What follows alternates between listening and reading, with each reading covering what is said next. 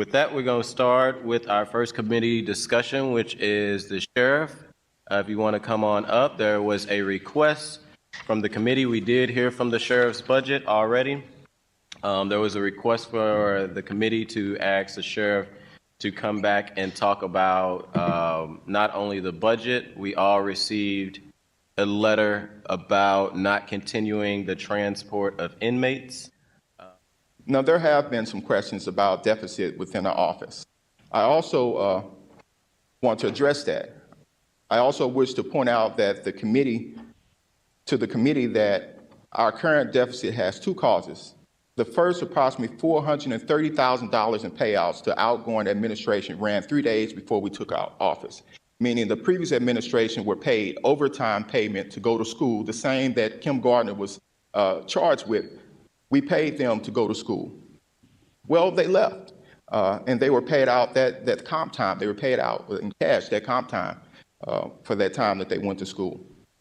Second, while the past administration have used Department of Revenue funds to pay for items, we have endeavored to be more accountable using those funds only as they were intended. This means that we have drawn on city appropriations as intended. So you may see that within the deficit as well. I am committed to working with the Board of Aldermen and also other city offices. We simply cannot fulfill our core duties to the courthouse as well as the additional hospital unit responsibilities without the right resources. Now, I understand that this has happened in the past. I understand that this is something that's ongoing. I've heard this a lot, that this is something that we have been doing, just continue it. My job as the sheriff is to review policies and procedures in place and to see how we can work together. I have requested to meet with the mayor's office. We don't have an MOU in place. We don't have a memorandum of understanding in place, even with CJC doctors at all, or even with the hospital. So we're kind of working in the dark here. We were very integral in actually sending out a letter saying, there's one death is one death too many. That led to Dr. Mahdi, the previous health director, coming in and getting involved and talking about those medical contracts. So I do feel like while you've been in office, there's been a lot of public demonstration that at least the Board of Aldermen, and specifically the Public Safety Committee and the Budget Committee, is very interested in doing whatever we have to do to detainees.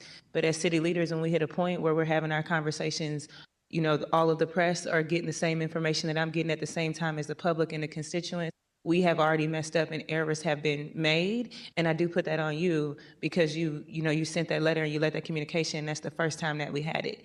If you were having issues with a hospital unit and it's really troubling your deputies, when you gave your first budget presentation, that was a time. That wasn't mentioned anywhere in your presentation the first time. We did mention it. I don't remember you mentioning a desire for a memorandum of understanding.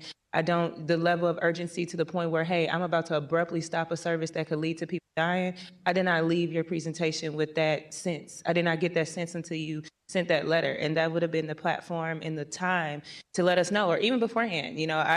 My phone is open, my email is open. Hey, I'm dealing with this. You mentioned communication, where you haven't been able to get a response. I'm going to ask some specific questions about that, but you can always CC us on emails. You can always forward us to emails, and not just when it blows up to the point where you're about to stop the service, but along the way when you're trying to get in the door and get the meetings and get the conversations. I can't speak for the administration.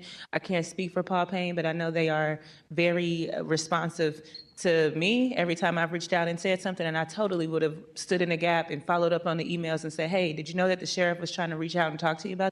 Do you know when you might be able to get that meeting scheduled? I would have totally done what we needed to do as a city to make sure we're in those rooms having the conversations. But I do think where we're at now, having this conversation this way, it's just not good for any of us involved, because as I expressed on the phone to my constituents, their first antennas and their first ears is, oh, more people are about to die.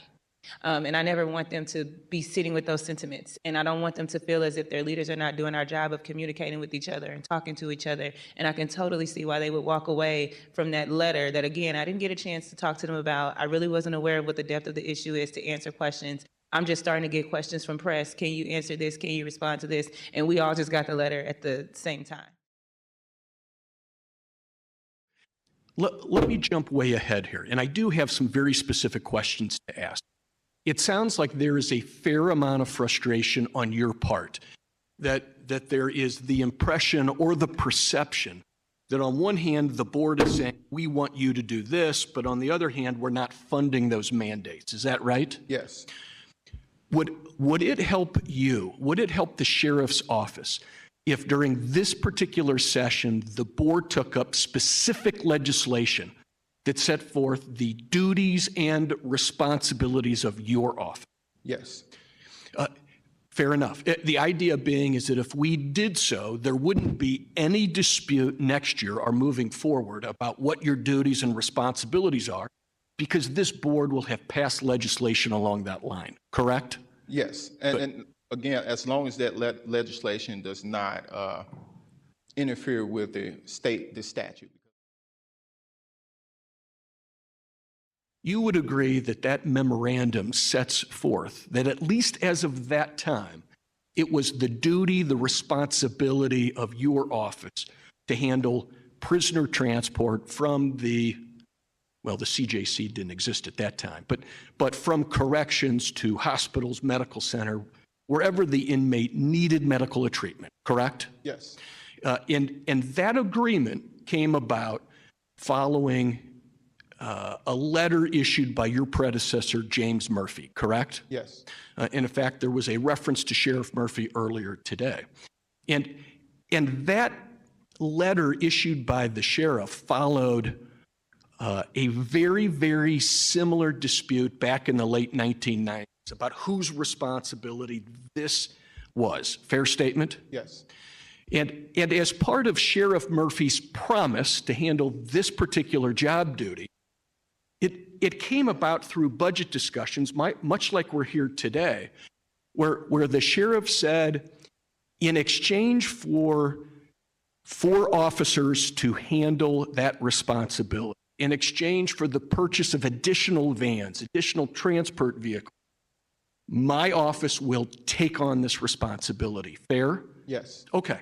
So in other words, the composition of the sheriff's office, your office, the deputies, baked into that is this 25, 26-year-old agreement by your predecessor that we're going to handle these duties. Fair statement? Yes. No dispute that core responsibilities include security at the courthouse.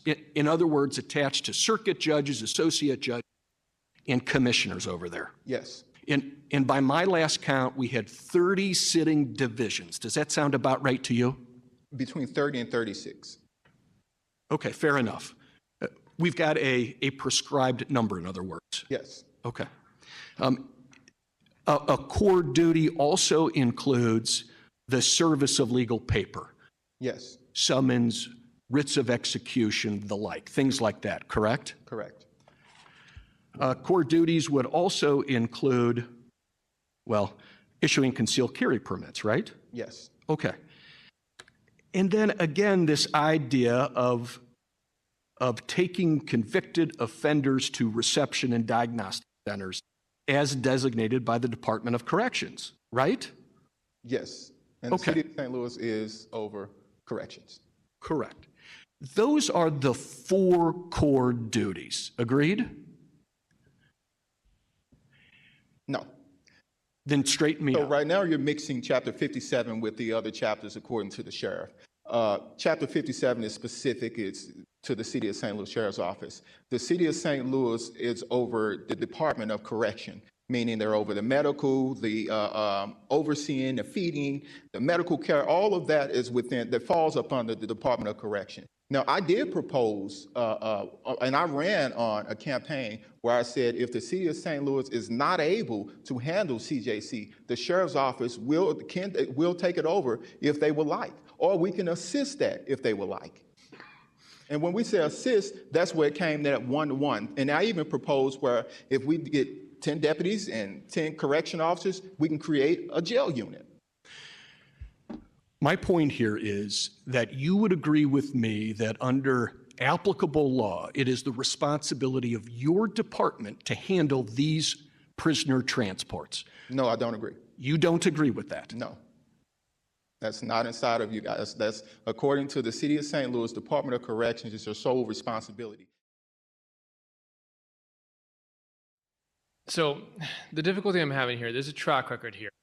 in less than a year that you've been in office of repeated instances where this office has gone outside the scope of its duties. From a Post-Dispatch story this morning by Austin Huglet, it says the new sheriff has been buffeted by controversy since taking office in January. He has been criticized for ordering the handcuffing of a top jail official, which prompted a federal investigation. He's been sued after telling a deputy to roll golden dice for his job.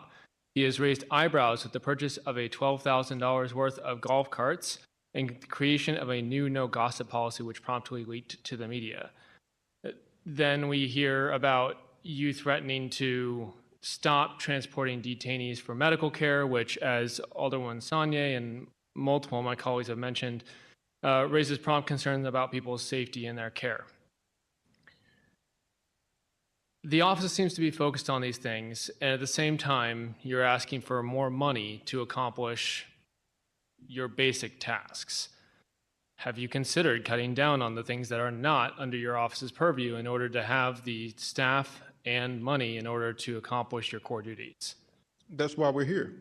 I tried to cut down. You guys had me in a budget meeting on not something that's in my core duties. Again, you guys are asking me to, at one point, stick to your core duties. And I'm trying my best to stick to my core duties at the same time while asking me, but we need you to do this. It doesn't make sense to me. And it's confusing me as the sheriff of the city of St. Louis to do so. Now, as to the stories that you guys have posted, that you have seen according to the Post and any other media outsource, hey, media outsources, some things are reported that's just not true. Some things I can't talk about because I'm tied up in litigation where I can't speak about. But once all this is over, the same way with one of the cases where a former deputy accused me of stalking or harassing him, the judge sided in my favor.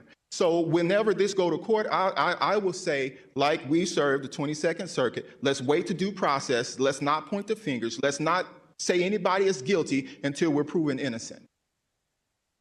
But to threaten to stop the transportation of detainees who need medical care while simultaneously using a sheriff personnel and vehicle to pick up and drop your kids off at school, can you see why that's a little hard to swallow? I'm glad you mentioned that. Again, everything here is pending litigation, so I can't go into details. You should probably wait until all this is wrapped up from litigation and you'll have a better understanding. Number one, I just want to put on the record that I will never use the city dime to pick up my children at all. Nor no city employee at all. Let's just wait till the litigation come through. Let's just wait until we go before court. Let's just wait until the investigation is complete, and then we can talk more about these situations. We can't go by the news sources. Their job is entertainment. This is business as the operations of the sheriff's office. Everything they put out may have some truth to it. It may not have some truth. But right now, it's misreporting. I'd argue that the media's job is to inform.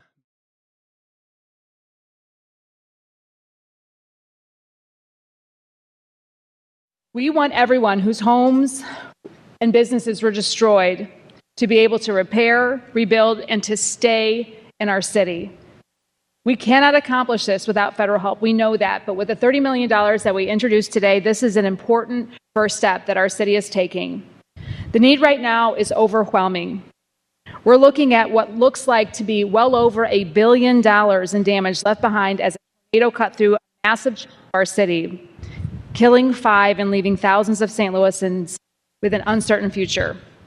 Many of the people we are talking about have lived in St. Louis their entire lives, quite literally making up our community. While many of the homes were were in the same families for generations, families that anchored our neighborhoods, even as many others have moved away. Some of the now lost buildings were home to families that were just getting their footing, and they have been ripped out from underneath them. As elected officials, we owe it to every single person and every family who was affected by this disaster to work together to do everything we can to help them rebuild not only their homes, but their lives. Let me be clear. No city in the United States, nor our city, can do this alone, even with the help of our state, which we are grateful for. No city can shoulder this size of a disaster without federal assistance.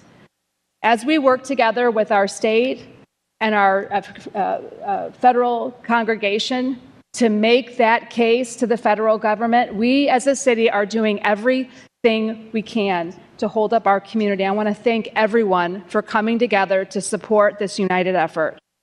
But we need FEMA, and we need it now.